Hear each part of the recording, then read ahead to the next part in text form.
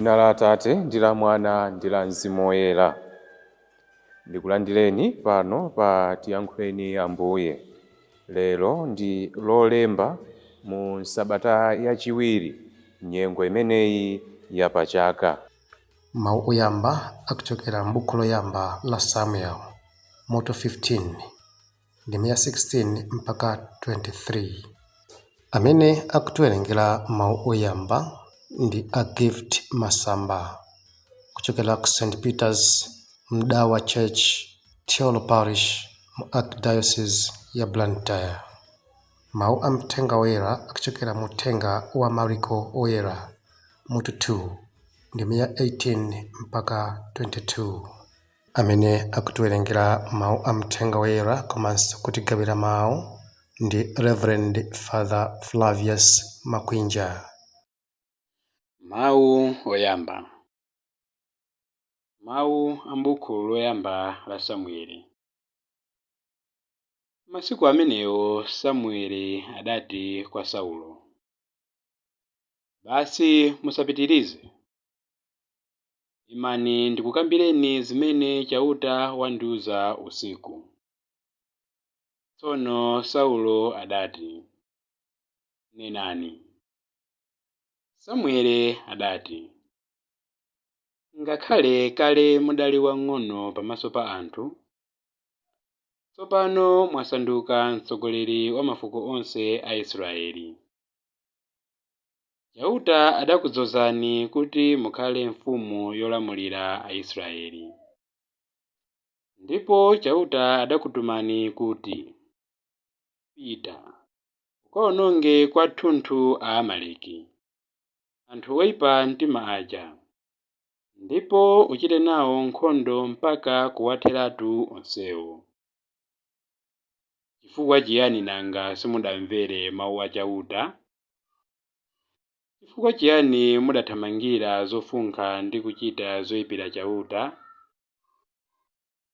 Saulo adayankha kuti, "Iyayi, inetu mawu a chauta ndidatsata. Ndipo ndidapitadi kukachita zimene chauta adandituma. Ndagwira Agagi, mfumu ya Amaleki, ndipo ndapha Aamaleki onse. Koma pa zofunkha, anthu adatengako nkhosa ndi ng'ombe ndi zina zabwino kwambiri, zimene zinkayenera kuwonongedwa, kuti akadzipereke nsembe kwa chauta, Mulungu wanu ku Giligala." Koma Samueli adati, "Kodi chauta amakondwa ndi chiti? Nsembe zopsereza ndi nsembe zina, kapena kumvera mawu ake? Ndithu kumvera kuposa nsembe yopsereza. Ndi kutchera khutu ndi kupereka mafuta a nkhosa, kwabwino kwambiri nkutchera khutu. Kugalukira kuli ngati tchimo lowombeza, kukhala wokanika kuli ngati tchimo lopembedza mafano. Popeza kuti mwakana mawu a chauta, iyenso wakukanani kuti musakhalenso mfumu yake." Mawu a Ambuye. Tithokoze Mulungu. Ambuye akhale nanu, akhalenso ndi mzimu wanu. Mawu a mthenga woyera monga adalembera Mariko. Ulemu kwa inu Ambuye. Pa nthawi yomweyo ophunzira a Yohane M'batizi ndiponso Afarisi ankasala zakudya. Anthu adadza kwa Yesu namufunsa kuti, "Kodi bwanji ophunzira a Yohane ndi ophunzira a Afarisi amasala zakudya, koma ophunzira anu ayi?" Yesu adati, "Kani anzake a mkwati angathe kumasala zakudya pamene mkwati ali nawo pomwepo? Chosatheka.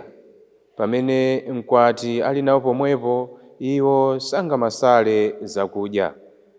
Koma idzafika nthawi pamene adzawachotsera mkwatiyo.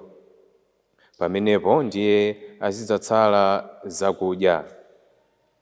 Munthu satenga chigamba cha nsalu yatsopano nkuchisokerera pa chovala chakale, chifukwa akatero chigamba chatsopano chija chimakoka nkunyotsolako chovala chakalecho, ndiye kung'ambika kwake kumakhala kwakukulu koposa kale.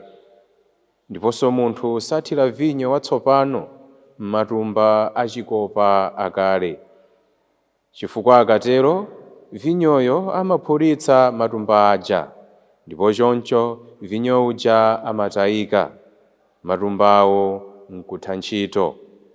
Koma vinyo watsopano amamuthira m'matumba atsopanonso. Mthenga wa Ambuye.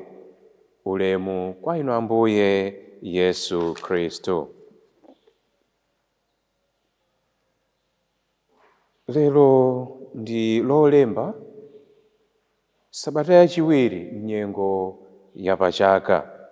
Mawu amene akutitsogolera ndi akuti chenicheni chomwe Mulungu amafuna mwa ife ndi chani? Kodi chenicheni ndi chani chomwe Mulungu amafuna mwa ife? Nthawi zambiri ndikaona njira zomwe akhristu ngakhale anthu amene sali akhristu amatsata popemphera, ndimazifunsa kuti kodi chenicheni chimene Mulungu amafuna mwa ife ndi chani?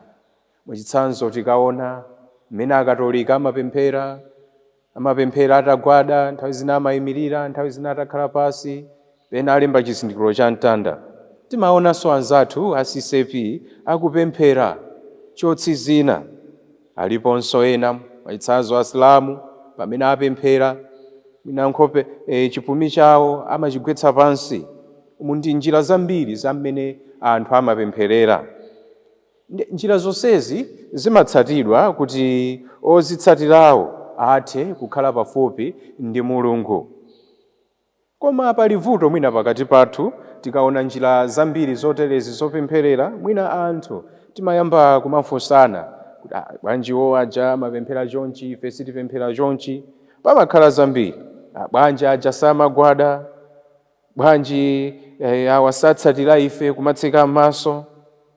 Vuto limene likunenedwa pano ndi vutonso limene linali pakati pa Afarisi. Fo ataona mu mthenga wabwino uja, Afarisi akuafunsa Ambuye Yesu kuti bwanji ophunzira a Yohane ndi Afarisi amasala zakudya koma ophunzira awo ayi. Ndi vuto, amafuna kuti zimene iwo amatsatira ophunzira Ambuye Yesunso atsatire, koma samadziwa tanthauzo lenileni. Choncho chimene chidavuta kwambiri ndi chani? Kapena nthawi imeneyo chimene anthu amakhudzika nacho ndi chani? Tithaso kunena kuti nthawi imeneyi chinthu chimene chinkafunikira kwambiri kwa anthu amene amapembedza Mulungu ndicho kusala zakudya. Iwo amaona kuti kusala zakudya chinali chinthu chenicheni ndi chofunikira. Tikumbukirenso kuti kalero m'chipangano chakale kusala zakudya kudali chizindikiro chakudzimvera chisoni chifukwa cha machimo. Kuti anthu amasala zakudya, amazipaka phulusa, ena kuvala ziguduli. Pakuterotu anthu amakhala ngati kuti akulapa machimo awo, kuti ubale wawo ndi Mulungu uthe kubwereranso. Izi zimene zimachitika makamaka pofuna kufotokoza kuti anthu amakhulupirira kwambiri za kusala chakudya, kuti akatero ndiye kuti amakhala pafupi ndi Mulungu. Leronso taona kuti ophunzira Ambuye Yesu akuoneka kuti sakutsatira zimene anthu amatsatira nthawi imeneyo. N'chifukwa chake Ambuye Yesu akupezapo mwayi kuti awafotokozere Afarisi aja chofunika chenicheni. Ndipo iwo akunena kuti anzake amkwati sangasale zakudya pamene mkwati ali pomwepo. N'chifukwa chani Ambuye Yesu akufotokoza motere? Akufuna kusonyezeratu kuti Ambuye Yesu pa nthawi imene ali ngati mkwati, ndipo azake ankwati ndi ophunzira ake. Ndiye monga taona kale poyamba paja kuti anthu amasala zakudya kuti akhale pafupi ndi Mulungu. Ndiye pano Mulungu ali pafupi ndi ophunzira ake. Nanga ngati Mulungu ali kale pafupi ndi ophunzira ake, ophunzira Ambuye Yesu akadasala zakudya bwanji? N'chifukwa chake Ambuye Yesu akuwauza kuti idzafika nthawi imene adzasale zakudya, pamene mkwatiyo adzachotsedwa pakati pawo.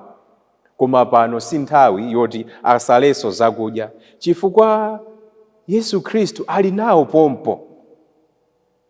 Chifukwa posala zakudya amafuna afike pafupi ndi Yesu Khristu, nawo Yesu Khristu ali nawo kale pomwepo, ndiye iwo sangasale zakudya. N'chifukwa chake chimene akuyenera kuchita onse, akuyenera kuti apeze nthawi akhale pafupi ndi Yesu Khristu, kuti chidwi chawo chikhale pa Yesu Khristu, ndipo apatane naye, aonetsetse kuti Yesu Khristu asantaye. Chofunika chenicheni chimene Ambuye Yesu akutiphunzitsa ndi chimenechi: kukhala nawo, kukhala pafupi nawo ndi kupatana nawo, kapena kuti kuagwiritsitsa Ambuye Yesu kuti akhale nafe limodzi. Izi ndi zimene Ambuye Yesu akutiuza poyankha zimene anthu aja dandaulo limene adabwera nalo. Ngakhalenso mawu oyamba Samueli akutifotokozeranso za chofunika chenicheni. Samueli akuti chauta amakonda anthu amene amamvera mawu ake, osangoti amene amapereka nsembe zopsereza zokha. Ayi, akunena choncho kuti kupereka nsembe ndi kumvera Mulungu, chachikulu nkumvera Mulungu. Choncho monga Samueli akunenera, nafenso tikuyenera kuti tisangokhala okhulupirika ku zikhulupiriro, zichitochito zosiyanasiyana, koma tidzimvera Mulungu. N'chifukwa chake taona m'mawu yambawo kuti ufumu wa Saulo ukutha. Saulo adakanika kuti amvere Mulungu, adamukana Mulungu. Ngakhale ankakhulupirira kutsira nsembe, koma Mulungu adamukana. Pa chifukwa chimenecho ndiye kuti adasemphana ndi chinthu chofunikira. N'chifukwa chake pamapeto pa zonse ufumu wake ukutha.